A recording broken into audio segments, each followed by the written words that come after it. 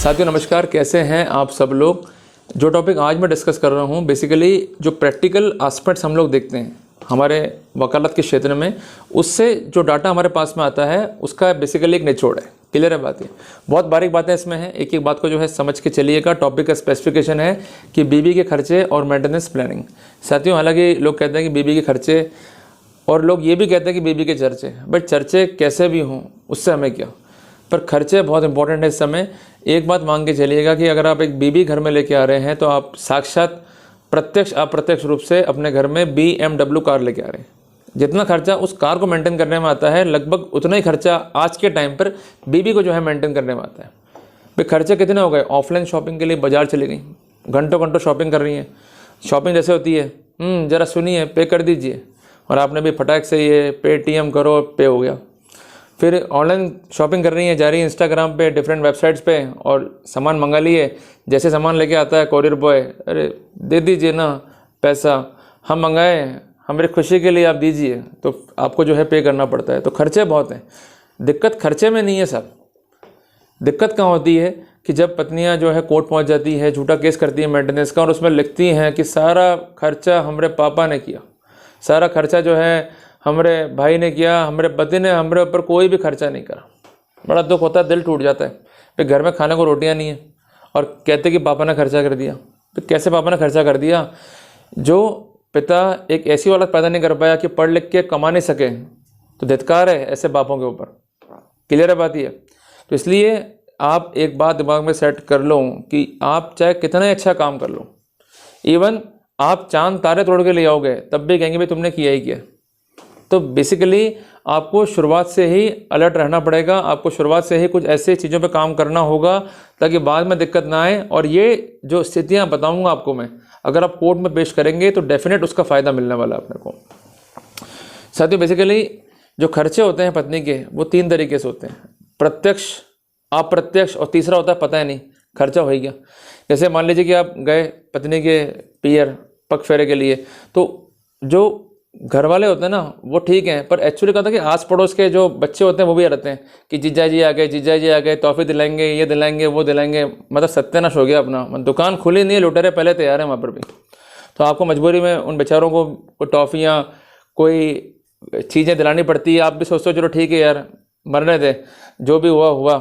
मतलब कुल मिला के होता है ना, मतलब दिमाग ख़राब हो रहा था वहाँ पर अपना कि आए थे मिलने के लिए और आते ही खर्चे हो गए। तो ये वो खर्चे हैं जहाँ आपकी जेब कट जाती है, पर खर्चे हुए क्यों पता ही नहीं आपको, बस हो गए खर्चे। क्लियर है बात ये? दूसरी बात है कि किसी ने खाना बोल दिया पड़ोस में, क्लियर है, वहाँ भी चले गए तो मिठाई का डब्बा ले गए और ये ले गए और वो ले गए, खर्चे तो वहाँ भी हो गए। क्लियर है? कोई शॉपिंग हो रही है और साथ में सहेली भी आ गई पत्नी की, और पत्नी जी ले रही है पर्स, वो भी, अरे इनको भी ले दीजिए ना एक पर्स, तो आपने ले दिया। ऐसे खर्चे हो जाते हैं जिनका कोई हिसाब किताब ही नहीं है, पर उनका हिसाब किताब रखना पड़ेगा आपको अब से। अगर नहीं रखोगे तो मारे जाओगे। साथियों लोग तो यहाँ तक अलर्ट हैं कि सास ससुर के जो जमा होते हैं ना बिजली के बिल, जो उन्होंने जमा कराए हैं, उसका प्रॉपर अकाउंटिंग तक मेंटेन कर रखा है। उसका फ़ायदा क्या मिला उनको? जब कोर्ट में मेंटेनेंस केस हुआ तो वो डॉक्यूमेंट पेश हुआ कि ये लोग इतने निर्लज हैं, इतने पापी हैं और गिद्ध भावना रखे हुए हैं कि हमसे बिल भरवा रहे हैं अपने मकानों का, साक्षात लूट रहे हैं जवाई को। और इससे कोर्ट का मानस बनता है कि भाई ऐसा भी हो सकता है क्या कि मतलब इस तरह के लोग हैं, भाई अपने जवाई से कह रहे हैं तो भाई तो बिल भर दे बिजली का, या बिल भर दे हमारे अदर एसेंशियल कमोडिटीज़ का। तो इसलिए मैं कह रहा हूँ कि हर चीज़ का वैल्यू है, वैल्यू तिनके का भी है। तिनका तिनका जोड़ दोगे तो चिड़िया जो है अपना घोंसला बना लेती है। तो तिनका इकट्ठा करना पड़ेगा, पुख्ता साक्ष्य, वो तिनका है, पुख्ता साक्ष्य।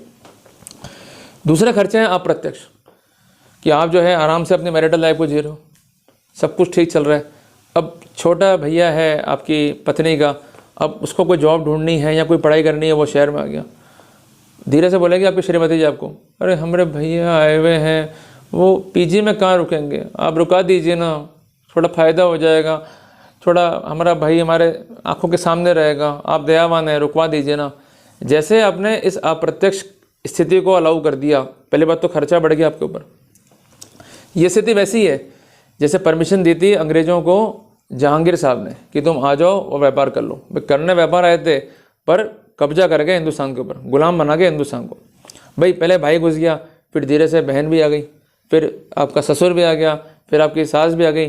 कुल मिला के इनको मालूम पड़ जाएगा भाई हमारा जवाई तो जो है पिंकू है, या आज ये पंकज है, अल्टीमेटली जो है हम इसके टुकड़ों पे जो है पलते रहेंगे और ये हमको पालता रहेगा। और जहाँ आपने आँख दिखाई वहाँ आप गए।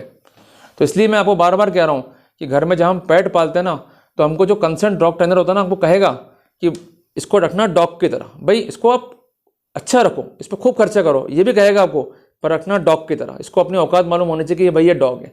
तो ऐसे ही आपके जो ससुराली है ना, उनको क्या औकात मालूम होनी चाहिए कि वो ससुराली है। कल को ये ना हो जाए कि वो पड़े हुए हैं, पसरे हुए हैं, आइसक्रीम खा रहे हैं, आपका माल खा रहे हैं, सब कुछ खा भी गए और फिर आपसे सिंगर रहे।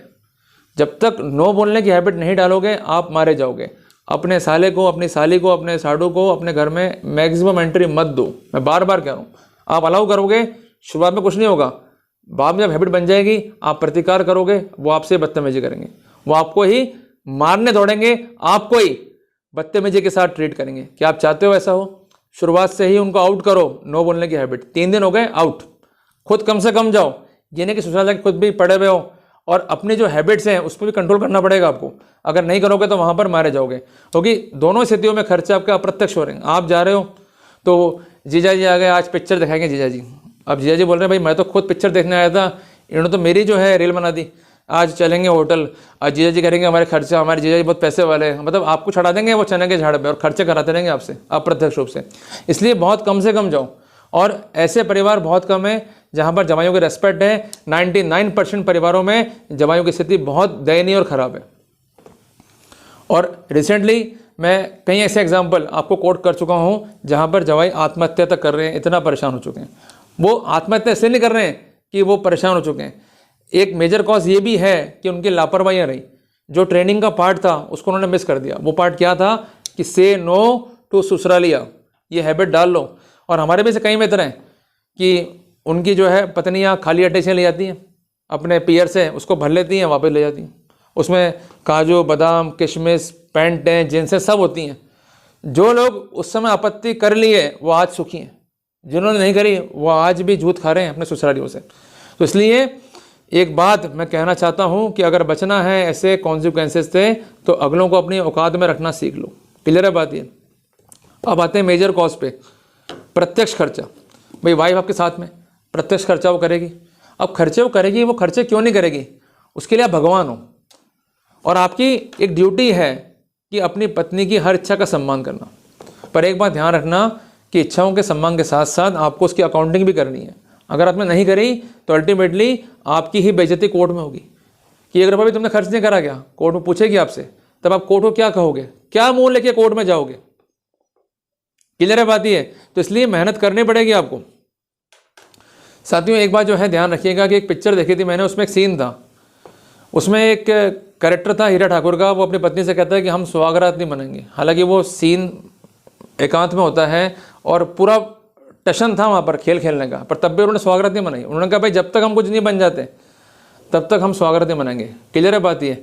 तो हालांकि वो सीन डिफेक्टिव इसलिए दिखा मुझे कि भाई वहाँ कबूतर भी हैं और अकेले एकांत में हैं और ये रिफ्यूजल थ्योरी ये पॉसिबल नहीं है। बट शिक्षा क्या मिली हमको उस सीन से कि हमको भी स्वागत नहीं मनानी जब तक हम सेविंग खाता बैंक में नहीं खोल लेते। एक ऐसा खाता जिसके जरिए हम अपनी पत्नी पर खर्चा करेंगे और उसका प्रॉपर अकाउंट्स मेंटेन करेंगे। स्वागत मनाने से पहले तुरंत एक खाता बैंक में खोल लो और जो कंसर्न पासबुक है उसमें लिख दो वाइफ का खाता। और वो खाता कैसा है कि मान लीजिए वो ले रही है साड़ी, ले भाई, तो उसमें जो पैसे पड़े हुए हैं उससे आपने साड़ी खरीदी और जो बिल है वो अपने नाम पे करा लिया और साड़ी जो है ले ली वाइफ ने, कोई ट्रबल नहीं है। पर प्रॉपर अकाउंटिंग बन गई और दो नाम लिखो बिल पे, एक तो सबसे ऊपर आपका, नीचे आपकी वाइफ का। ये बहुत ज़रूरी है। और जो डिलीवरी लेते हैं अपन बिल पे उस पर साइन खुद भी करो, साइन वाइफ से भी करो, तो कंसाइनमेंट की डिलीवरी भी आप ही को हुई है, इसका पुख्ता प्रूफ हो जाएगा। वो सौंदर्य सामान खरीद रही है, प्रॉपर बिल मेंटेन करो।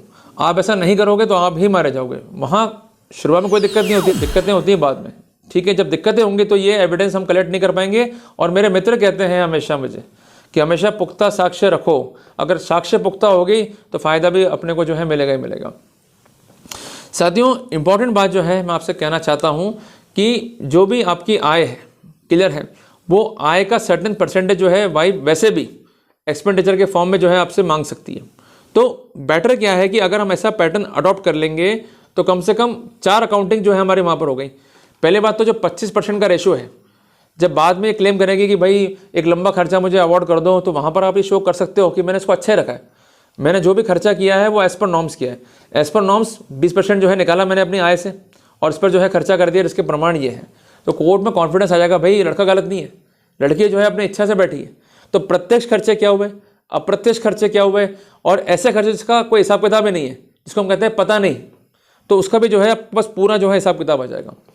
इसके अलावा ध्यान रखिएगा कि अन्य खर्चे जिसमें मोटा मोटा मैं आपसे कहना चाहता हूं कि कई बार ऐसा होता है कि जब डिस्प्यूट आपके उठाते हैं तो वाइफ रिपोर्ट करती है मैटर पुलिस को या कोर्ट को कि ये लोग मेरा सामान खा गए, ये लोग मेरा जो है इसी ढंग खा गए, ये लोग बेईमान है, मेरा सामान दिलाया जाए या उसके पेटे मुआवजा जो है दिलाया जाए। तो पुलिस भी जान खा जाएगी आपका और कोर्ट भी कंपेल करेगी आपको, भाई अमाउंट देना पड़ेगा आपको उसके पेटे। तो आप उस समय क्या करोगे? भाई शादी में जो भी सोना मिलता है आपको या जो भी गहने मिलते हैं आपकी वाइफ को, इसकी एक प्रॉपर लिस्ट बना लो, उस लिस्ट पे आप साइन करो, आपकी पत्नी के साइन करो, और वो सामान वर्तमान में कहाँ रखा हुआ है उसका ब्यौरा लिखकर जो कंसेंट गवाह है उसके हस्ताक्षर भी कर लो। और एक बात ध्यान रखिएगा कि अगर पत्नी कहते कि भाई जो सामान हमने हमारी सास को दिया है, आपको दिया है, ससुर साहब को दिया है, मीन्स अंगूठे की बात कर रहा हूँ मैं, वो हमें वापस दीजिए, हमारा स्त्री धन है, वापस देने से पहले लिखा पढ़ी जरूर करो, जो अक्सर आप नहीं करते हो। साथियों उसके साथ साथ हमें एक चीज़ और दिमाग में सेट करनी पड़ेगी, हमें एक लॉकर जो है खोलना पड़ेगा कंसेंट बैंक में जाके। वो लॉकर आप सिंगल नाम से भी खोल सकते हो अपने वाइफ के, और वो जॉइंट नाम से भी खोल सकते हो, जिसमें एक नाम आपका और एक नाम आपकी वाइफ का हो सकता है।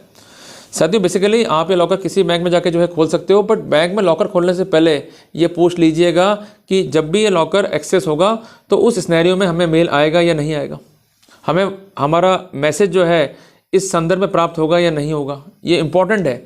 और कई बार ऐसा होता है कि लॉकर जॉइंट है, साइन कर दिया आपकी वाइफ ने, तो बैंक वाले जो है आपको भी अलाउ कर देते हैं कि भाई आप भी साथ चले जाओ, जबकि ये पैटर्न जो है बहुत ही गलत है। और कुछ ऐसे बैंक प्रोफेशनल है प्राइवेट सेक्टर में, मैं नाम नहीं लूँगा, पर आप जाके सर्च कर सकते हैं उन बैंक को, और उसमें यहाँ तक प्रोफेशनलिज्म है कि कंसेंट लॉकर भले ही आपका और आपकी वाइफ के नाम पर हो, पर अगर आप अंदर नहीं जा रहे हैं तो ऐसे सिनेरियो के अंदर आपके साइन वहाँ पर नहीं होंगे। क्लियर है? आपके साइन कब होंगे कंसेंट रजिस्टर में? कि जब आप अंदर जा रहे हैं। तो कई बार ऐसा आरोप जो है वाइफ लगा देती है कि मेरे पति और मेरा जो है जॉइंट लॉकर है, और मेरे पति ने जो है मेरे साथ जो है एंटर किया और वो सामान लिया और उसको जो हड़प कर लिया। तो लॉकर किसने एक्सेस किया है और कब एक्सेस किया है, इसका पूरा डाटा जो है मेंटेन होगा, और अगर जरिए ईमेल जरिए मैसेज आपको सूचनाएं मिलेंगी तो वहाँ पे डाटा जो है प्रॉपर मेंटेन हो जाएगा। पर लॉकर में आर्टिकल रखने से पहले भी इस बात को अश्योर कर लीजिए कि जो भी आर्टिकल अपनी वाइफ को दे रहे हैं उसका एक प्रॉपर फोटोग्राफ जो है लेके रख लीजिए। ये ज़रूरी इसलिए है कि बाद में लफड़ा हो गया तो वहाँ पर ऑथेंटिकेशन रहना चाहिए। क्लियर है बात ये? तो आप एक प्रॉपर वीडियोग्राफी करके रखिए, प्रॉपर जो है फोटोग्राफ्स लेके रखिए, और जो भी आर्टिकल आप उसको सुपुर्द कर रहे हैं उसके लिखा पढ़ी करके एक हस्ताक्षर करा के, और प्रॉपर नोटरी भी करा सकते हैं अगर आप चाहें तो। कई लोग डरते हैं कि भाई हम नोटरी कराएंगे तो ये सोने चांदी के जो जेवरात हैं वो लोगों को मालूम पड़ जाएंगे। भाई आपका भी भय ठीक है, और अमूमन हर आदमी इसको अवॉइड करता है। तो उसके लिए बेसिक प्रोटोकॉल क्या है कि आप एक पेपर लीजिए, उस पर आर्टिकल जो है नोट डाउन कर लो, और उस कंसेंट पेपर पे आपकी वाइफ के साइन करा लो, और इसके साथ साथ 2 गवाह करा लो। ये बहुत ज़रूरी चीज़ें हैं, अगर ये ऐसा नहीं करोगे तो आप ही मारे जाओगे। और एक बात ध्यान रखना कि लिखते समय इंक पेन का यूज़ मत करना, अगर पानी डुल गया पेपर पे तो बस फिर किस्मत डुल जाएगी आपकी। बॉल पेन यूज़ करो, और उसके बाद उसका प्रॉपर जो है लेमिनेशन करा लो, ताकि डाटा जो है हमेशा मेंटेन रहेगा, कोई दिक्कत हमें नहीं आएगी। क्लियर है बात ये? इसके अलावा घर में जो है जो कॉमन पैसेजेस हैं वहाँ पर सीसीटीवी जो है लगवा के रखो। कई बार ऐसा होता है कि जब ये घर से निकल जाती हैं या निकल रही होती हैं तो ये कहते हैं कि भाई पति ने हमारा माल हड़प लिया या हमारा सामान जो है हड़प लिया, तो कोर्ट जो है आप पर भारी भरकम क्लेम जो है डाल सकता है कि भाई आप इनका सामान लौटाइए, पैसा दीजिए इसका। तो वहाँ पर भी अगर फुटेजेस की हमारे पास जो है क्लिप्स हैं तो ये भी हमारे लिए काफ़ी हेल्पफुल हो जाएंगी उस सिनेरियो में एक बड़े खर्चे से बचने के लिए। और इसके अलावा जो भी वर्कआउट हम कर रहे हैं, चाहे हम पैसा ले भी रहे हैं या जो भी हम कर रहे हैं, अवॉइड कीजिएगा कि पैसा हम अपने खातों में ना लेवें। पैसा खातों में लोगे, विवाद हो गया तो वो पैसा आपको रिफंड करना पड़ेगा। अब कई बार ऐसा होता है कि पैसा हमने ले लिया कि शादी में कॉमन खर्चा करना है, उसके पेटे, और वो खर्च भी हो गया और बाद में लाइबिलिटी भी आ गई। तो सिर्फ बातें हैं बहुत छोटी छोटी, बट इसका फ़ायदा तब मिलेगा जब इसको अमल कर लोगे। तो सार क्या है इसका कि जो भी खर्चे हैं, चाहे प्रत्यक्ष अप्रत्यक्ष या ऐसे खर्चे जिनका कोई ब्यौरा नहीं है, पता ही नहीं इसको हम कहते हैं, तो उनका प्रॉपर अकाउंटिंग रखो। दूसरी बात है कि जो भी सामान शादी में मिल रहा है, दे रहे हैं, ले रहे हैं, उसका प्रॉपर जो है लिस्ट बना लो। सामान जो उसको वापस से हैंड ओवर कर रहे हैं उसका प्रॉपर जो है लिस्ट बना लो। और इसके अलावा लॉकर में रख रहे हैं तो उसका प्रॉपर रिकॉर्डिंग कर लो। वाइफ घर से जा रही है तो फुटेजेस होने चाहिए। इसके अलावा जब वो जा रही है तो कोई सोने का आइटम लेके जा रही है तो उसका प्रॉपर रिकॉर्डिंग करके रखो। ये ज़रूरी इसलिए है कि बाद में दिक्कत ना हो, और जब शादी कर रहे हैं तो उसमें कोई अमाउंट खाते में आपके आ रहा है तो अवॉइड करें, और बाद में कोई अमाउंट आपका ससुर, आपकी सास, आपका साला, साली आपके खाते में डाल रहे हैं तो अवॉइड दैट ट्रांजेक्शन। जितना इस तरह के ट्रांजेक्शन को अवॉइड करोगे उतना ही फायदे में रहोगे, अदरवाइज जो है मारे जाओगे। तो साथियों, ये इंपॉर्टेंट टिप्स थी to have the proper maintenance planning and to have the proper planning of baby के खर्चे। क्लियर है? तो जब भी मुकदमे होंगे तो आप ये एविडेंस शो कर सकते हो। ये एविडेंस ही आपका बचाव बनेगी और आपको जो है बेनिफिट अल्टीमेटली जो है कोर्ट से मिल जाएगा। तो साथियों, जल्दी मिलते हैं अपने एक नए टॉपिक के साथ। टिल देन, जय हिंद, जय भारत।